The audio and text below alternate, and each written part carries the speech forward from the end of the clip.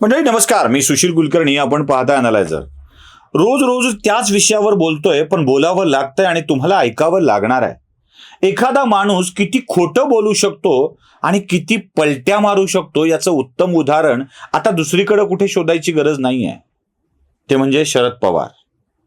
महाराष्ट्राच्या राजकारणातलं एकमेव असं व्यक्तिमत्व ज्यांच्या बोलण्यातल्या पलट्या बघून पलट्या मारणाऱ्यांनाही आश्चर्य वाटावं. प्रॉपर्टीमध्ये पलटी मारण्याचा प्रकार असतो. म्हणजे प्रॉपर्टी खरेदी करायची, घेऊन ठेवायची आणि लगेच चढाभाव मिळाला की दुसऱ्याला विकून टाकायची, त्याला पलटी मारणं म्हणतात. आणि या पलटी मारण्यात मधला माणूस प्रचंड मोठा फायदा करून घेत असतो.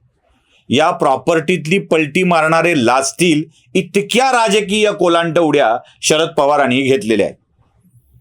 कोल्हापूरला भाषण काय केलं, कोल्हापूरला प्रेस कॉन्फरन्स काय घेतली आणि जे जे विषय पवार बोललेत ना, ते माझ्यासाठी आश्चर्यकारक आहे.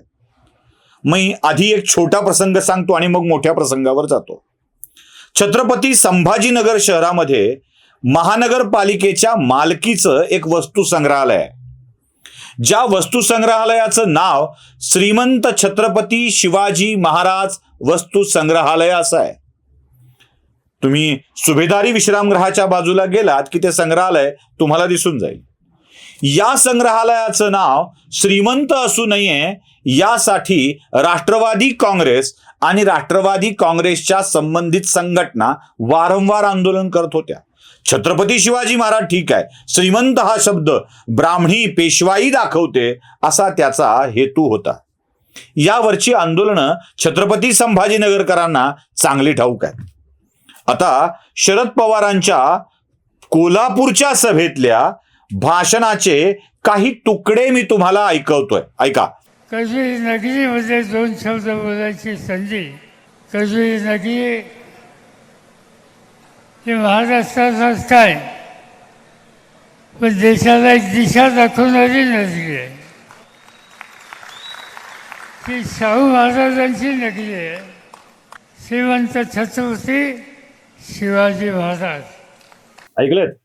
यात स्वतः शरद पवार श्रीमंत शाहू महाराज असा उल्लेख करतात, श्रीमंत छत्रपती शिवाजी महाराज असा उल्लेख करतात आणि कोल्हापूर शहराचा उल्लेख करवीर नगर असा पण करतात.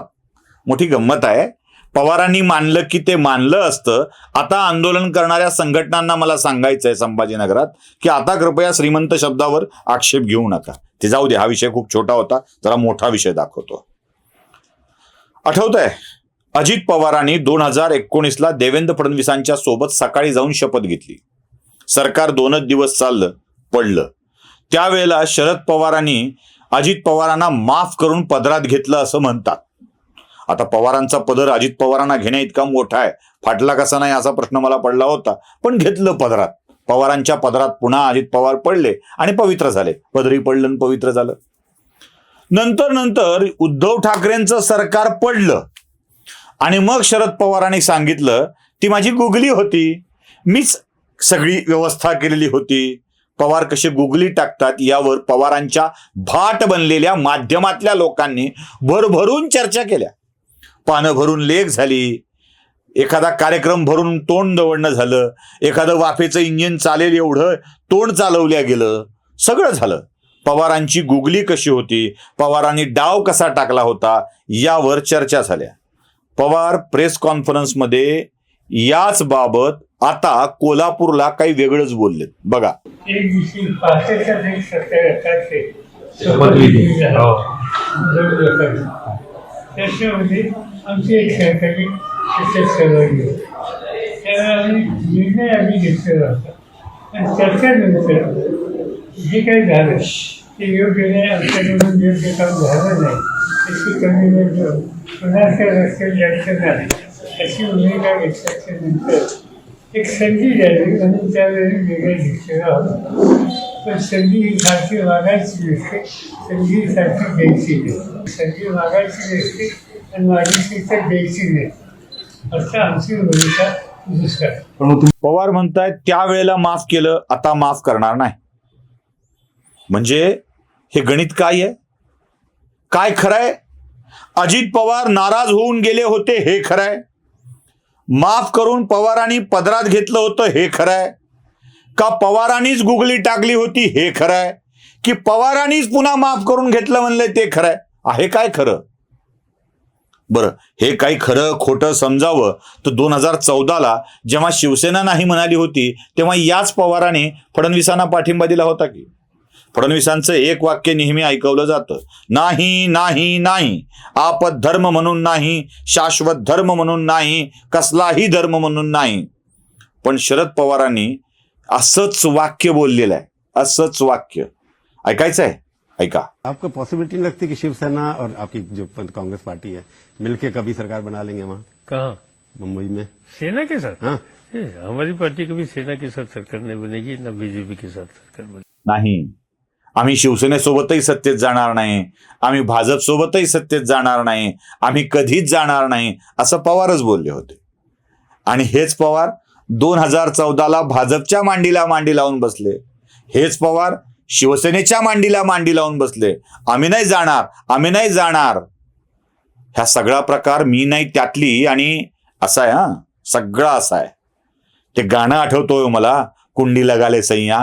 हे सगळा प्रकार हाच आहे, दुसरा काही नाही आहे. रोज नवा खेळ, नवा विषय, नवे डाव, नवी भाषा, नवं सगळं.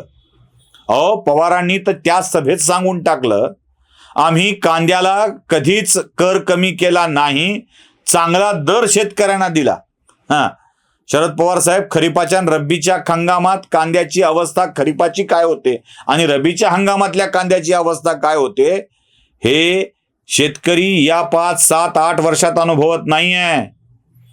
महाराष्ट्राच्या नशिबानं 2004 ते 2014 या काळामध्ये आपण देशाचे कृषी मंत्री होतात. 10 वर्ष, 8 वर्ष आपण राज्याचे मुख्यमंत्री होतात. 18 वर्ष आपण निर्णय करते, धोरण करते होतात. पवार साहेब, आपण फक्त कृषी मंत्री नव्हतात. भारताच्या इतिहासात कृषी मंत्रालय, अन्न नागरी पुरवठा मंत्रालय आणि शेतीशी संबंधित सगळेच विषय आपल्या हातात होते आपल्या. आणि तरीही कांद्याचा प्रश्न होताच. नाशिक नगरचा शेतकरी कांद्याच्या बाबत संघर्ष करत होताच. पवारांनी अजून एक गोष्ट खूप छान सभेत बोलली आहे. काय आहे? भावना काढली ना की असं होतच.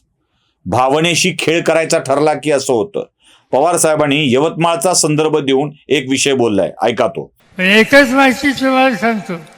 काल 2 दिवसापूर्वी यवतमाळ जिल्हा, महाराष्ट्रातला यवतमाळ जिल्हा, या जिल्ह्यामध्ये 18 दिवसामध्ये 24 शेतकऱ्यांनी आत्महत्या केली. ऐकला? ही सभा झाली आहे 2 दिवसापूर्वी. त्याच्या आधी 2 दिवस यवतमाळमध्ये 24 तासात काही शेतकऱ्यांच्या आत्महत्या झाल्याचा आकडा दाखवत आहे त्या. काय आहे? शेतकऱ्यांच्या आत्महत्या हा संवेदनशील विषय आहे आणि त्या विषयावर कोणी काही बोलायला गेलं की गोंधळ सुरू होतो. म्हणून लोक त्याचं उत्तर द्यायच्या भानगडीत पडत नाहीत.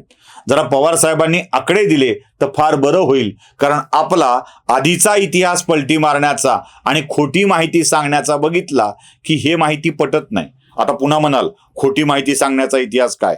मी पुराव्यासहित सांगितलंय. जॉर्ज पंचम भारतात आला तेव्हा काय म्हणाले ते पवार?